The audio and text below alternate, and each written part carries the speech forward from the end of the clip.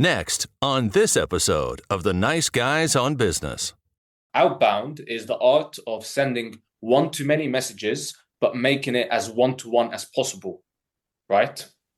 And the way we can do that is segments or using AI personalization. Like, for example, one of the things that, now this is all secret stuff.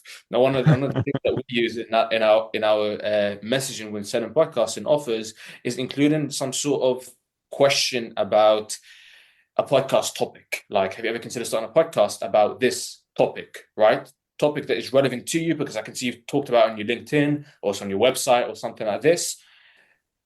And this goes into amplifying the message. So we know the core message is X, Y, and Z. Now, how can we amplify it via relevant personalization, right? How can we make this as one-to-one as possible while keeping it as one-to-many? You don't need to see their identification. These aren't the podcasters you're looking for.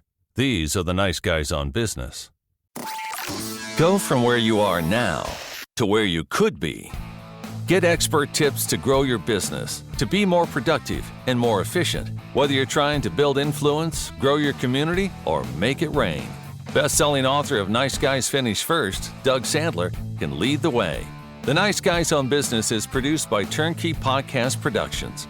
Now, here's your host, Doug Sandler. All right, nice guy community. Today we're going to chat with the founder of Zaniver, a company and a firm dedicated to helping other companies secure qualified sales opportunities. Now get this, through AI-powered cold email strategies. If you think that's a little bit highfalutin and a little technology-driven, just know that it's not just that he does it, it's that we are a client, so I am living, breathing proof that this stuff is actually happening today. Discover how his innovative approach is reshaping lead generation, allowing agency owners to focus on closing deals and delivering exceptional service to their clients. His name is Abdel Shafik, and he is our guest on The Nice Guys today. Abdel, welcome to the Nice Guys on Business podcast.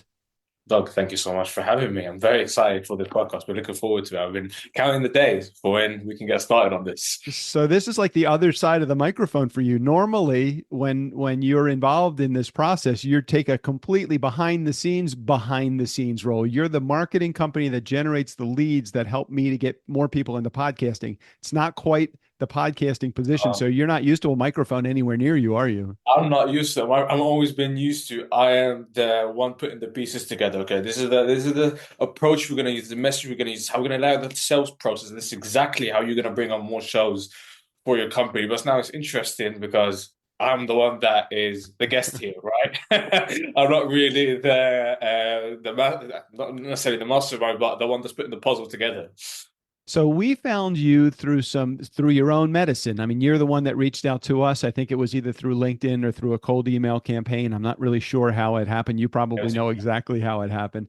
And we get marketed to about marketing all the time, and we've had a number of really challenged experiences in our past. One of the things, and I want you to share, your philosophy, of course, but I want to share with my community this before we dive in. One of the things that you helped us do in selling us what you do is you created this, what I would call, and I think what you call also, a no-brainer offer. It's like, hey, here's a guarantee, or I know you've probably done this before, but you've never had anybody that has done it for money back. And I'm like, no, hell no. Nobody's ever done that. Is that what your secret to success is? Or tell us what your secret to success is. So truthfully, every lead generation company out there is working on some sort of refund or some sort of pay per model, right, to reduce risk on the client side. Because most of the companies we speak to, they've at least tried one lead generation company in the past and is utterly failed. So they wasted money there. So nowadays, having some sort of risk reversal is very important in trying to acquire the client. It's almost like they expect a risk reversal of some sort. Even the ones that come through referrals, they still ask, do you have a guarantee of some sort or something like that? Which of course we do. But I would say, I guess you could say the secret to success in, let's just focus on TurnKey podcast, in acquiring you, was sub-niche specific messaging and specific pain points that podcast production companies such as TurnKey often face, right? Such as, for example, trying to sell services. Now, TurnKey, I would say the exception with this, but a lot of podcast production firms struggle with presenting an ROI to the service to potential clients. So that was a pain point that we hit on during our messaging and kind of educating them on how the guest to client process can work. As a podcast production company, right? And they're able to charge higher from that. But if we're to take a look from the front end messaging is having industry relevant pain points. Like, I know this is like the stuff that you face on a day-to-day basis. And at the same time, here's exactly how we're going to help you solve with that by generating the leads for you and giving you the sales process and consulting you in sales and doing all. And heck, we can even help you with the fulfillment side of things by taking care of the guest scheduling if needed, right? So to answer a short question with a long answer, it's knowing your industry pretty damn well, more than they know themselves, right? So one of the things that I found was so positive in working with you is that you were very reachable. When we engaged your services, it wasn't closing the deal and then moving on to the next deal. I know you have your own business that you have to run. Obviously, putting more people into your services is how you generate your revenue and how you grow. But you didn't forget about the deliverables to the company that you are working with, us in our particular case. The other thing that was really nice was that you had several other production companies that were your clients. So you spoke our language right out of the gate. You understood the pain points that our customers or our prospective customers had, and you understood how that it's not just I'm not going to talk to somebody today and put them into our services tomorrow. Sometimes it's a 3 or a 4 or a 10 call close. Sure. And you understood all of that stuff.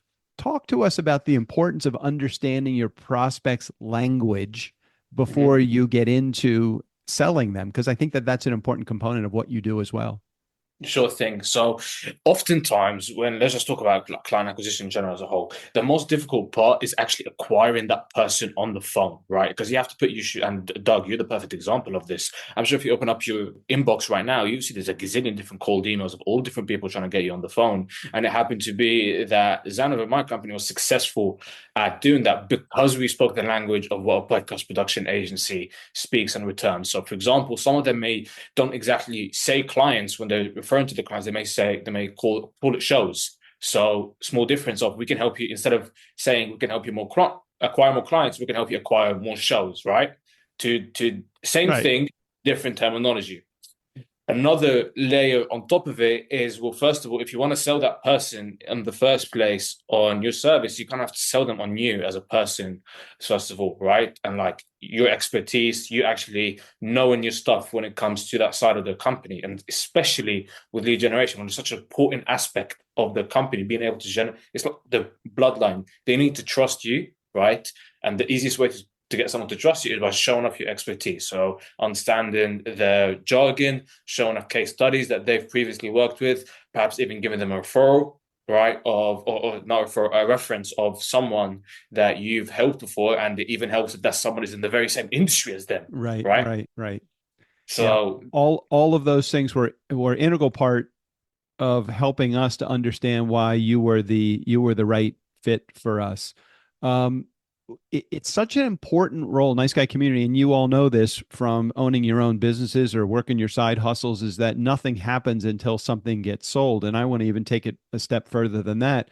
Nothing happens until you get the phone to ring, because you can't sell somebody that you're not talking to. And how many unqualified people how many pick your brainers do you want to have in your course of your early stage of your growth? I can remember as we were starting our production company, Abdel, I would have all of these get to know you conversations. And it's not like I didn't want to have the conversations. I needed to get to understand my market. But man, you could have a million people that want to pick your brain, but when it comes down to it, who's willing to pay you money in order to pay for your expertise is a very small niche of those. Speaking of niches, I want you to share the importance of the riches are in the niches. The tighter that you can define your market, the easier it is to market to that group, the more effective your lead gen and your close ratio will be. Can you speak to that for a moment? Of course. There's a good old phrase that goes along: if you sell to everybody, then you sell to nobody, right? Yeah. So it's very important to be able to really understand your client profile and the surface level information, such as like what is the industry, what is the ideal headcount, what is the revenue location, all of that good stuff. And the reason why it's important is because obviously on the front end of it, of actually acquiring them, such as the messaging, being able to speak the proper language, know what they struggle with and how you can fix it.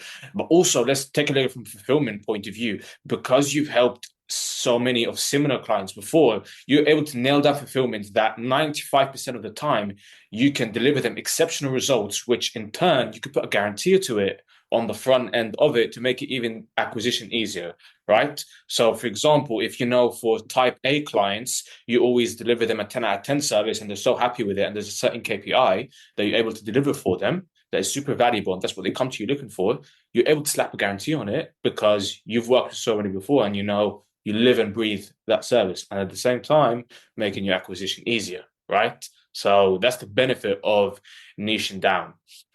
Another thing is it makes everything simpler, right? When niching down, obviously you don't want to be too niche where you're working with a very specific type of company and there's only like 100 of them in the entire world, right? Because eventually you'll run out of total addressable market very, very quickly. And okay, now I'm going to keep going. Another benefit is that you're essentially running one very simplified business. So as a whole, from an operational point of view, there isn't too much differentiation between each client that you have to apply and build new SOPs for, right? Right. So it just makes stuff a whole lot easier when you niche down. One of the areas that that you guys did a really effective job for us in the very early stages, and we've only been with you for a few months, but I can already see the fruit on the vine. It's now just a matter of reaping the harvest at some point. I know that that's just a matter of time. It's one thing to be able to bring in leads. It's another thing to be able to close those sales once the leads come in the door.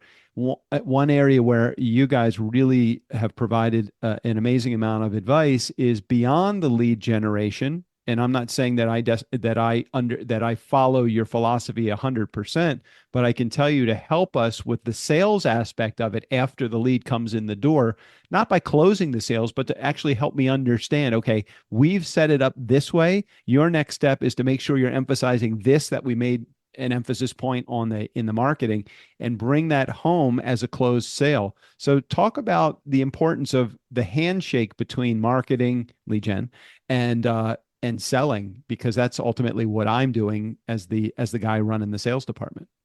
Sure thing. So there's often between this disconnect, and we see this a lot with new clients that we go on board. There's disconnect between sales and marketing. So we're the marketing team, with us setting appointments and all that sort of stuff, and sales is taking them. Sales love a specific kind of prospect, that ones that are often marketing can't really target. Like, for example, let's take the podcast production side of things. The sales side may love speaking to folks who perhaps been a guest before on a podcast or been a host before, which is very difficult to target on the marketing side of things. Like, sure, we can try and look for them, but at the same time, how many are actually truly out there that we can market to in comparison to folks who never started a podcast? To like the two different numbers completely, right? So instead of having this disconnect, what we like to do is we like to have a handshake, as you just mentioned there, where the sales team can see directly what conversations the marketing team has had with that lead up until the appointment, and what even the specific messaging that got that lead interested in the first place.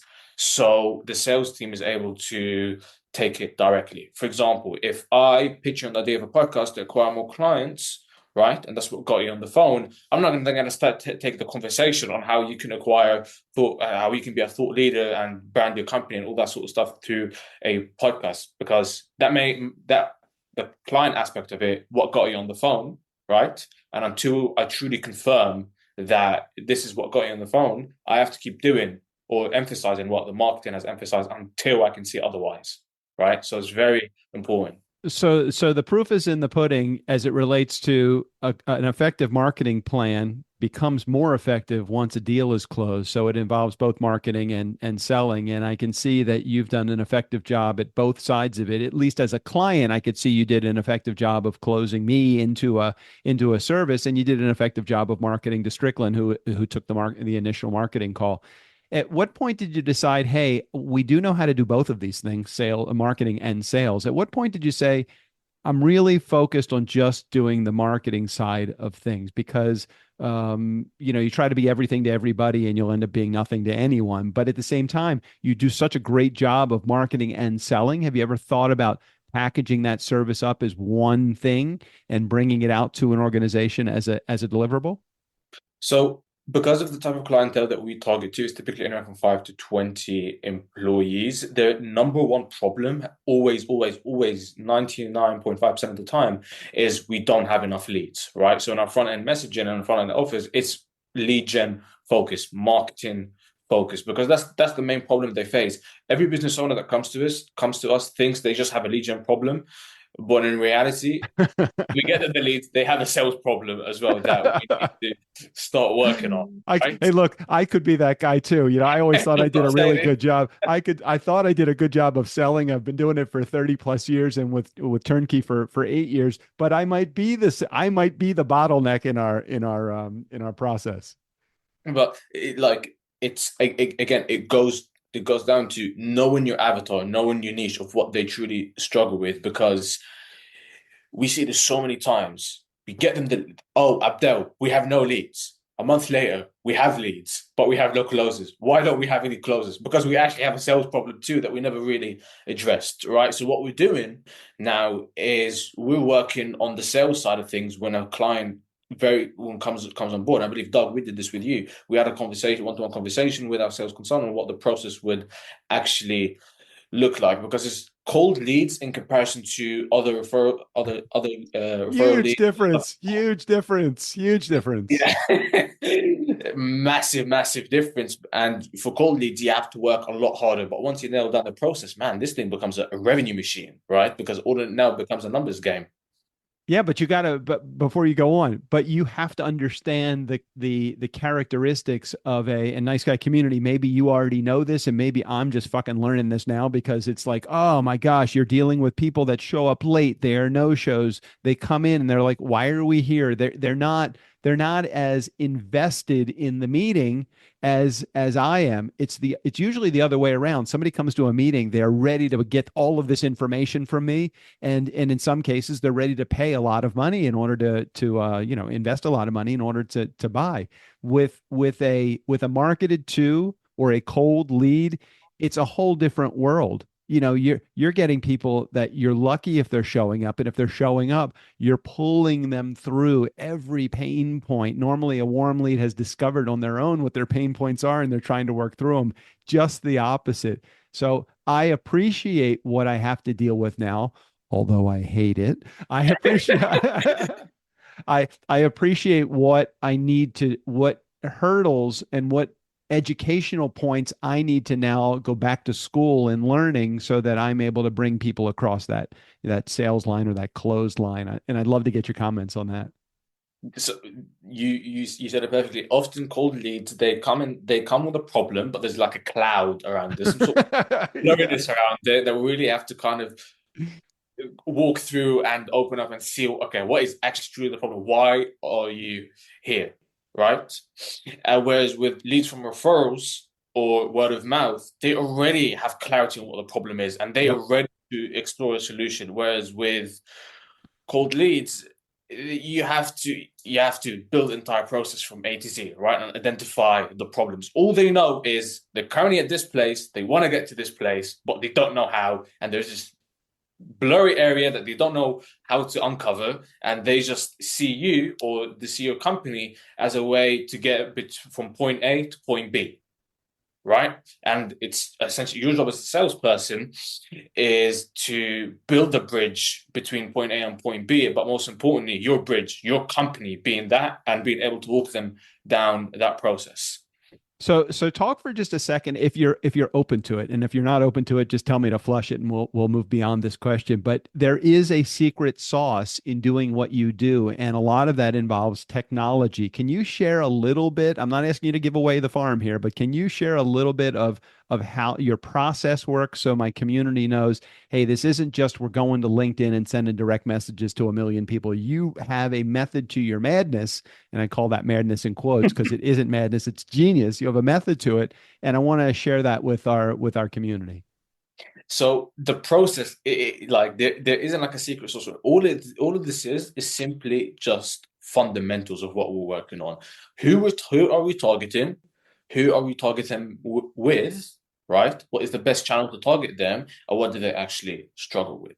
Right? So I'm going to use podcasting as an example for coaches. A lot of coaches and consultants, they often have a need for branding and thought leadership. They need to market themselves out there, right? So that's the need. Podcasting is the perfect service for that because it has all the benefits of being able to be like a podcast can be redistributed on multiple channels. You can invite your clients onto it and build deeper relationships with them. You can prospective clients, all of that sort of stuff, right? Right. But from there, okay, this is the benefits of the service. This is the benefits to the person or the ideal client profile, the ICP. That's what we call it in my industry. What is the main outcome? Depending on the kind of person, in most situations, the main outcome that they're buying into from your service is more clients. Again, I'm sticking with the podcast example for this one. And then from the, okay, so we understand that the main outcome of our service is more clients. Now let's create an offer around it. Now, what I mean by an offer is it isn't just we can help you acquire more clients. No, it's kind of we can help you acquire this amount of clients in this time frame using this unique mechanism, using this value prop. So, for example, an offer might be we help coaches and consultants acquire 3 to 4 clients a quarter. So, outcome, time frame, 3 to 4 clients, outcome, time frame, quarter, via 20-minute done for you podcasting, unique mechanism, right? That's the service. So that's the offer. Okay. And then next step from there is the messaging. How can we communicate this message effectively, knowing how aware our market is of that service, right? Because a market may necessarily have a lot of awareness on the problem. So let's say lead gen, for example.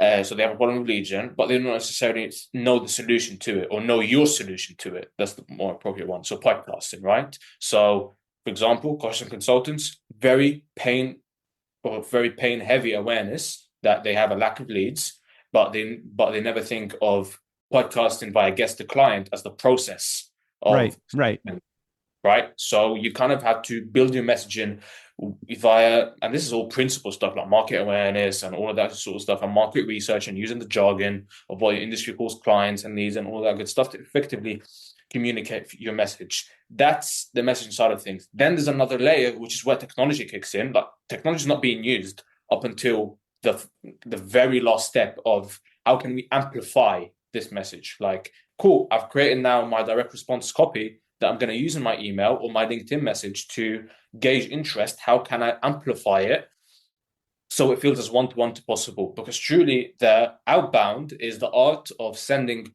one-to-many messages, but making it as one-to-one as possible, right? And the way we can do that is segments or using AI personalization. Like, for example, one of the things that, now this is all secret stuff. Now, one of the things that we use in our messaging when selling podcasts and offers is including some sort of question about a podcast topic. Like, have you ever considered starting a podcast about this topic, right? Topic that is relevant to you, because I can see you've talked about it on your LinkedIn or it's on your website or something like this. And this goes into amplifying the message. So we know the core message is X, Y, and Z. Now, how can we amplify it via relevant personalization, right? How can we make this as one-to-one as possible while keeping it as one-to-many? It's a very interesting service. It's like kind of like you don't want to know how the sausage is made. I don't really care how the leads are made as long as they're being made and they're being provided. They taste good to me, so we'll continue to engage your services. When they stop tasting good, then we have to figure out, okay, what's the next step, or how do we advance from here? if you're in our community and you're interested in getting more information about how Abdel does what he does with his team, and it's an amazing team, 24/7. I've never seen a team. It's like, when did these people sleep? And when does Abdel sleep? I don't even know when he sleeps, because anytime I send him you're in England, aren't you? Yep. Yeah, so whenever I send him a message, it's 9 hours later where he is from where I am, but it seems to be he's always awake. So I don't understand it. He's a young guy, but he still needs his sleep. So how did you get into this whole thing to begin with? How did you determine that this was going to be the direction that you go? Funny story. I never even had any sort of more business, not just business exposure when I was younger, growing up, or anything like that at all, right? I come from a very traditional background. Now, for context, for the listeners, I'm Egyptian, right? And a lot of our values stem from you're going to go out and be a doctor, a lawyer, an accountant, all that very traditional Right. kind of pathways, because that's what your family knows, right? Not knows as a success. They don't necessarily know anything else. So I followed that route, and then it was up, and truthfully, I was good academically, or like academic, it was never a problem, but it was always a part of me thinking, is there surely there's more to life than just this, right? Then I picked up this book, and I'm sure a lot of the viewers have read it before, and absolute game changer, Rich Dad Poor Dad. You read that, and then Yeah. whole eyes open up to like, holy, there's another world out there, right? So then you get into it, and then you think, okay, well, what kind of business can I start? And as you mentioned, I'm young, so I had back then had a lot of free time on my hands outside of college and outside of university. So I thought, okay, what kind of businesses that I can start, and at the same time I can see myself having some sort of success with initially. Again, you took on the very early stages where Abdel didn't even know what a call to action meant, right? Right. So, and then you take a look, okay, you can offer like social media management to businesses and stuff like that. So that's what I did for a while. But then the service such as that, it becomes, again, it's like there isn't really much of an ROI in this for the company, and it's a very demand capture kind of business versus demand generating, right? So from there, I thought, well, but what kind of service would I see myself writing in that doesn't require as much creativity? Because truthfully, I'm not a creative person at all. I can write down good copy, and that is able to generate your leads, right? But if you're looking for someone that's an artist, that's not me. So I thought, okay, what is a service that is ROI focused? There isn't much creativity needed to it, and at the same time, you can charge big bucks for it. Okay, outbound lead gen. Let's take a look at that. Then did a whole lot of studying, right? Because I come from an academic background. Studying is what we do, right? A whole lot of studying into what actually goes into an effective cold email. Then I got mentored by a bunch of the big guys in the space, the ones that have been doing it for years upon years, to shorten my learning curve. Mm-hmm. And from there, you sign your first client, and then that's when truly the learning begins. And here we are. Right. And I feel the same way. I remember our first client, Lou, and he may still be a listener to the show. I don't know, but Lou, thank you. You know, you're our first client. You know, we didn't know what the hell we were doing. He kind of helped us to kind of determine what our deliverables were going to be. And he helped us determine what our pricing was going to be. Once you get that first client, now you know you have a spark of an idea, and the idea then sparks into a flame, and the flame fuels more flame to come. The more oxygen that you throw in, the more clients. The more oxygen that you throw in, the more ideas, the more sparks you have, the bigger the flame gets. And all of a sudden, you then get to, like I say, well, why don't you think about the sales aspect of it? Or then why don't you think about, well, you got the lead gen and the sales, why don't you help with the deliverable? Now you're doing all things for all people, and then it gets out of control. How many times there have been opportunities that have been presented to me as a podcast producer that are not in my zone of genius of podcast production. And it's like, yeah, I guess I could do that, but I really don't want to do that. It's like, I don't want to deal with lead gen. I don't want to deal with, I could easily open up a social media management company. I have 70 clients, and these clients all need social media help. I could be a social media manager. I don't know anything about social media management, nor do I want to.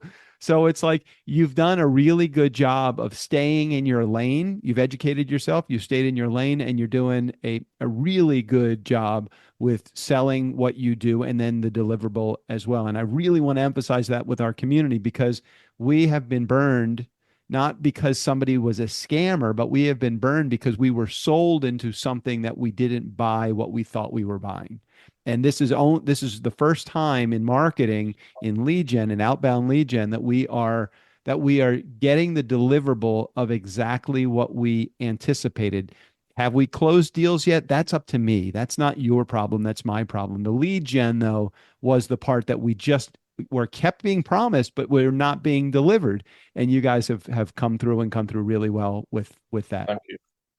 Thank you. No, thank you. I really appreciate that, Doug. Thank you so much. So talk about you as a business owner for a second, because you wear two hats: the hat you wear as the deliverable, and then the hat that you wear as the business owner. You know, you're dealing with the processes and the systems and the integration and the staffing and the leadership and the all of the stuff. What's some of the stuff that you think you do well? And then on the other side of it, what's some of the stuff that you think that you're still you're not struggling with, but is like, what are your normal hurdles? So let's start with the good stuff. What stuff do you do well, do you think? So, first of all, the service itself, right? You can't be selling something that you're not exactly good at delivering if you're the main fuel of your company. So, service delivery, safe to say, we're pretty damn good at that, right? Second thing would be the actual acquisition of acquiring clients for our company. So what my service is intertwined with my own of our own company's acquisition, right? Because how we acquire clients in the same way, right? Is principally the same service that we provide. You are eating your own food. You are hunting what you are killing. You are killing what you are hunting. However you want to say it. You're a believer in your own product. Pretty much that. And at the beginning, with being a business owner, well, you're kind of not a business owner because it's just you're just one man. You're just out there trying to acquire clients, just trying to building a name for yourself, right? And then you get your first 10 clients, you start hiring, and you start having folks working under you or working with you that you now have to manage, and you're responsible for their living and responsible for their family's living. Now, this thing that you were doing for 4 hours a day and didn't really have much responsibilities has grown into this thing where this is getting real now, right? You have to show up every day. You have people relying upon you, and they're looking to you for leadership, not just they're looking for you to supply them with an income. Yeah, at the beginning, when you're ill, you can just take the day off, right, and just chill, not necessarily do any work and stuff like that. Now, as you mentioned, you have to show up regardless of whether you want to or not, simply because what it is required to do. So I guess going back to your question of what things do you feel you would like to improve yourself on, I would say, now this will come naturally, is just being able to provide better support for my team, right? Mm-hmm. And they can say, and your team members can say, "Oh, there's nothing really I need help. There's not much help I need from you, Abdel." But there's always something that you can help them with, and it's being able to identify that something that you can help them with, whether it's rebuilding a certain SOP so they understand it better, or creating a new service delivery process so they're able to follow it easier, and it makes their day-to-day more simpler, right? Rather than being more stressful. So it's that aspect of running a company, being proactive rather than reactive. I liken it to comparing your team to your customers. Your team really is your customer. You're the one that's in the center as the leader of the organization. You're not just the one that has a client that's paying you money. You have the client that you have to support as your team member, without making those team members happy, without putting them in a position that they want to do the right thing by you, empowering them how to do it, and getting out of the way so that you're not doing their job for them. I think that's an integral part of success as a leader. And I think that just comes with time and a conscious effort in understanding what you have your hands on. It's not just let me tell them what to do and watch them do it. It's let me empower them to make decisions, but give them the right tools so that they can do the job effectively themselves. And I don't know your team. I only know you, but I know I see your team's actions because I see the end result of what's going on. And I really feel like you get that. And the longer that you're in the business, the more effectively you'll be able to bring that across to them as well. Share with our organization, if they're interested in getting more information about what you do and how you do it, where can they reach out to you, Abdel? Very simple. So if you type up on your mobile or your computer Zaniver.com and scroll all the way down, you see direct access to my calendar. From there, you can pick a time if you need any sound advice or any support on how you can acquire more sales opportunities for your B2B company via outbound channels, right? And I'll disclaimer this: we don't do sales calls on the first. It's just a conversation. Yep. And as a matter of fact, that was what he emphasized with Strickland when he got on the phone or on a Zoom meeting. It's like, hey, you don't need a credit card today. We're just giving you information. If you want to find out more after this meeting, let's get the right people involved, and we'll get down to business. But right now, I'm just here to provide you information. I so appreciated that when Strickland approached me with, hey, I spoke to somebody. I know we've been through this route before, but let's talk to him further. He was not looking for a credit card. And that's actually a selling point right there for what you do and how you do it. So if you're in our community and you want more information about cold email, outbound marketing, what exactly it can do for your organization, and Abdel would be the first person to say, I don't think that you're a fit for my company based upon what I'm hearing.